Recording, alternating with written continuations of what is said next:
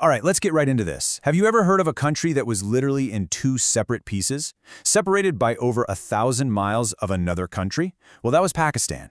And this is the incredible story of how deep divides over culture, language, and power ripped it apart, leading to a brutal war and the birth of a brand new nation, Bangladesh.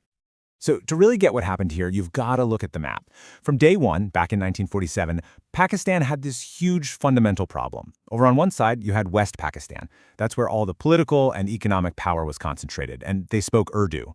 And then 1,000 miles away, you had East Pakistan. Now, this is where most of the people actually lived. But they had a completely different culture, a different language, Bengali, and they increasingly felt like they were being treated like a colony, not an equal partner. Right, so this whole thing didn't just happen overnight. Not at all. It was more like a slow burn, you know?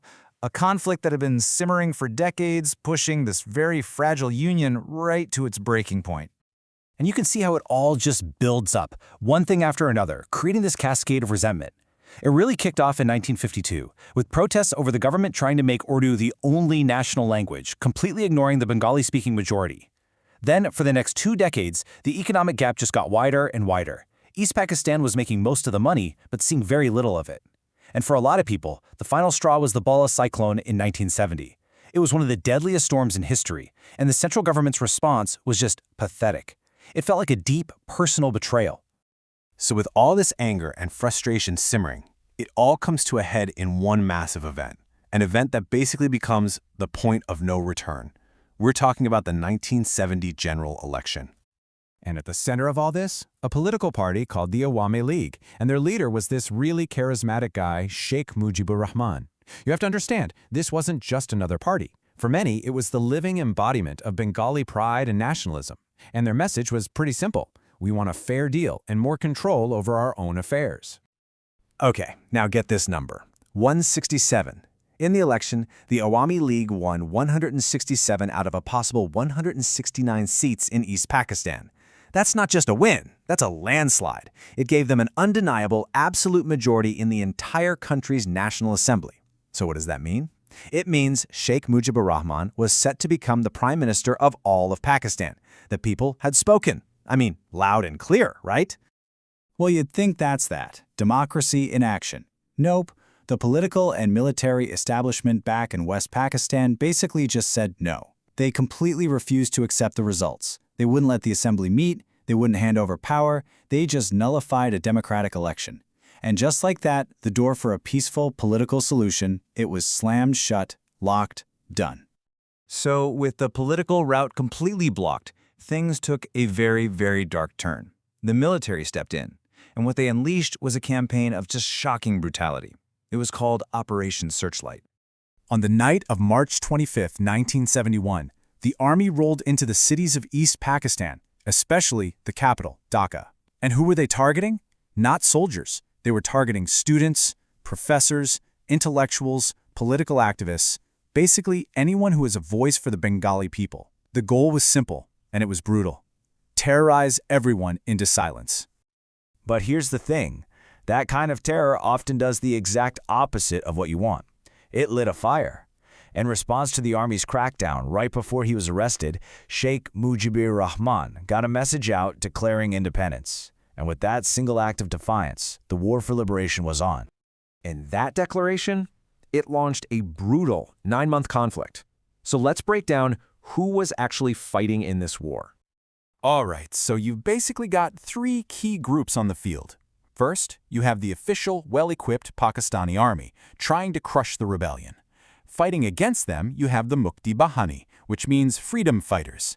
This was a scrappy guerrilla force made up of Bengali soldiers who had defected, plus tons of civilian volunteers. And then, and this is absolutely crucial, you have the Indian Army, which is going to become a huge player later on. So, you might be wondering, why would India get involved in what was technically a civil war? Well, this number right here is pretty much the answer. 10 million. That is the insane number of terrified civilians who poured over the border into India to escape the violence. Can you even imagine that? It created a massive humanitarian and economic crisis for India that they just couldn't ignore. Okay, so things are escalating, and on December 3rd, we hit the tipping point. Pakistan sees India helping the Mukti Bahini and decides to make a huge, risky move. They launch preemptive airstrikes on airfields in northern India. And let me tell you, this turned out to be a massive, massive miscalculation. Because now, India was formally in the war on the side of Bangladesh. And once the might of the Indian military was formally in the fight, the whole game changed. The end came, and it came incredibly fast. It was like a lightning strike. The Indian Army and the Mukti Bahini hit them with this perfectly coordinated, multi-front assault.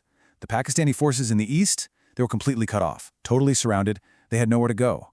And get this, just 13 days after India officially entered the war, on December 16th, it was over. The Pakistani command in Dhaka signed the formal instrument of surrender, the war was done. And just like that, from the ashes of East Pakistan, a new nation was born, Bangladesh.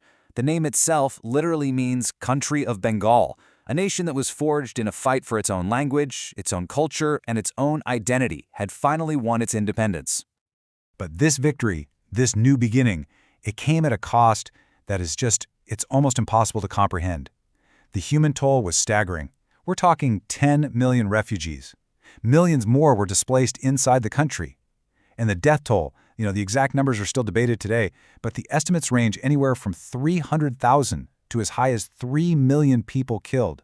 Just an unbelievable human tragedy. So this war didn't just create a new country. It completely redrew the map of South Asia and left behind scars that are still felt today. And that kind of leaves us with a really big question to think about, right?